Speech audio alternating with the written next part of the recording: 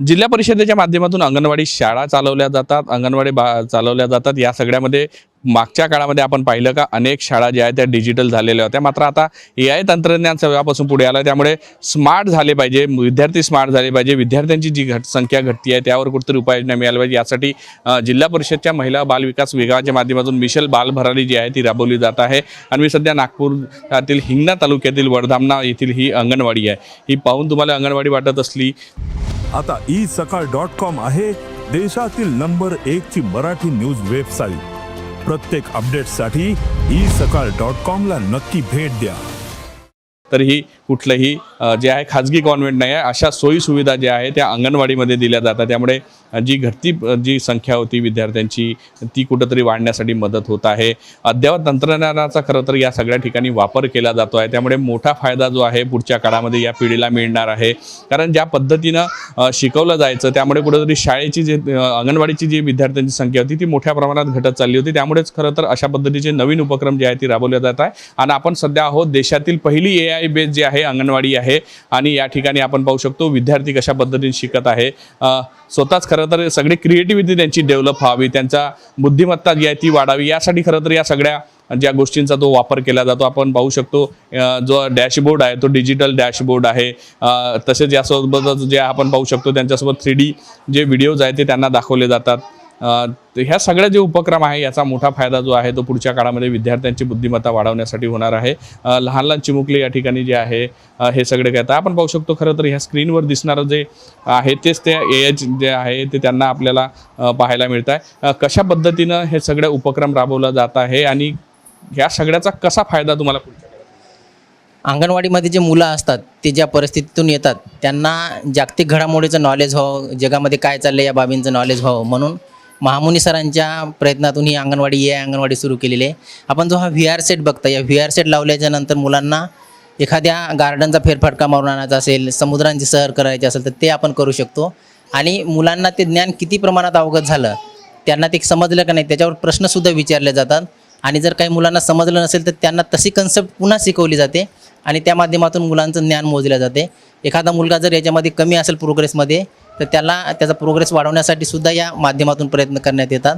आणि पालकसुद्धा यामुळे खूप खुश आहेत। जे मुलं अंगणवाडीमध्ये येत नव्हते ते आजकाल संडेला सुद्धा अंगणवाडीमध्ये येतात। म्हणजे यामुळे विद्यार्थ्यांची संख्या आपण बघतो ती तर वाढलेलीच आहे, परंतु अंगणवाडीताईंना याच्यामुळे शिकवणं खूप सोपं झालेलं आहे आणि मुलांचा कॉन्फिडन्स पण खूप वाढलेला आहे।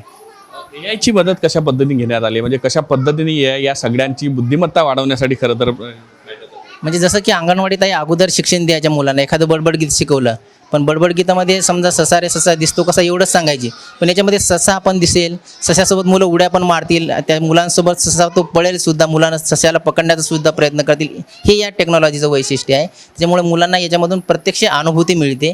मुलांना प्रत्यक्ष अनुभूती मिळाल्याच्या नंतर त्याला नॉलेज झालं का नाही हे पण याच्या माध्यमातून मोजता येते। आणि पुढे जाऊन आम्ही अंगणवाडीमध्ये केंद्रातल्या ज्या वेगवेगळ्या बाबी आहेत, जसे मुलांचं कुपोषण कमी करण्यासाठी, पालक सभा घेण्यासाठी, मातांना वेगवेगळ्या पाककृती करून दाखवण्यासाठी याचा सुद्धा या माध्यमातून आम्ही उपयोग करून घेणार आहोत। याचा फायदा कसा होता म्हणजे विद्यार्थ्यांमध्ये गोडी वाढत आहे अभ्यास? बिलकुल, विद्यार्थ्यांमध्ये एवढी गोडी वाढत आहे। आता एखादा विद्यार्थी मी जर आपल्या पुढे बोलवला आणि तुम्ही प्रत्यक्ष जरी त्या विद्यार्थ्याला विचारलं तर तो बोलेल की मला मुझे ये दिख रहा था, मुझे वो दिख रहा था। तर ते पण आपल्याला म्हणजे विद्यार्थ्यांमध्ये खूप आनंदाचं वातावरण आहे। आणि जे मुलं येत नव्हते अंगणवाडीमध्ये ते सुद्धा आता अंगणवाडी केंद्रामध्ये येण्याची संख्या वाढलेली आहे। खरं तर अंगणवाडी खेळीमेळीच्या वातावरणातून त्यांना अभ्यास जो आहे तो खरं तर शिकवला जातो। आणि आपण हे पाहू शकतो या तंत्रज्ञानाच्या माध्यमातून जे आहे अशा पद्धतीचे VR सेट्स जे आहे ते मुलांना दिलेले आहे। त्यामुळे वेगळ्या पद्धतीने जे आहे त्यांना या सगळ्याचा अभ्यासक्रम दिला। एक चिमुकला सुद्धा आहे, त्याला आपण त्याच्याकडून खरं तर माहित करू। क्या देख रहे थे आप? चिड़िया, चिड़िया और क्या क्या दिखा? उल्लू, उल्लू भी दिखा। और क्या दिखा? चिड़िया चिड़िया दिखी। क्या कर रही थी चिड़िया? बैठे थी। बैठी थी। और क्या दिखा था? झाड़ भी था। हाँ, कैसे दिख रहा था? अच्छा दिख रहा था। मजा आता है यहाँ पढ़ने में? रोज आते हो? कितने देर बैठते हो? 2 बार। घर पे जाने को मन होता है क्या? हाँ, कि यहीं पे बैठना चाहते हो? नक्कीच खरं तर हा चिमुकला आहे. त्याने आपल्या याच्यात सांगितलं कशा पद्धतीचा आनंद जो त्याला होता. याच VR सेट तो खरं तर घालून हे सगळा अभ्यास जो आहे तो पाहत होता आणि मुलांमध्ये एक वेगळा उत्साह या सगळ्याच्या माध्यमातून निर्माण होता. खरं तर अंगणवाडी खरं तर मुलांना खेळीमेळीच्या वातावरणातूनच एक प्रकारे बुद्धिमत्ता वाढवण्याचा प्रयत्न आहे, तोच या ठिकाणी होताना आपल्याला दिसतोय. त्यामुळे पुढच्या काळामध्ये अंगणवाडी जी आहे त्या कॉन्व्हेंटप्रमाणे स्मार्ट होत आहे असंच आपल्याला पाहायला मिळतं. त्यामुळे देशातील पहिली AI बेस अंगणवाडी म्हणून या अंगणवाडीची जी आहे आपण ओळख पाहिलेली आहे आणि अशा पद्धतीच्या अनेक अंगणवाड्या पुढच्या काळामध्ये नागपूर जिल्हा परिषदेच्या माध्यमातून सुरू केल्या जाणार आहे. व्हिडिओ जर्नलिस्ट सौरभ बोलेसह पराग डोळे, साम TV न्यूज, वडधामना, नागपूर. देश विदेशातील प्रत्येक घडामोडींचे लाईव्ह अपडेट मिळवण्यासाठी आता साम टीव्हीच्या सर्व सोशल मीडिया प्लॅटफॉर्मला लाईक, फॉलो आणि सबस्क्राईब करा. तसंच सर्व नोटिफिकेशनसाठी बेल आयकॉन प्रेस करायला विसरू नका.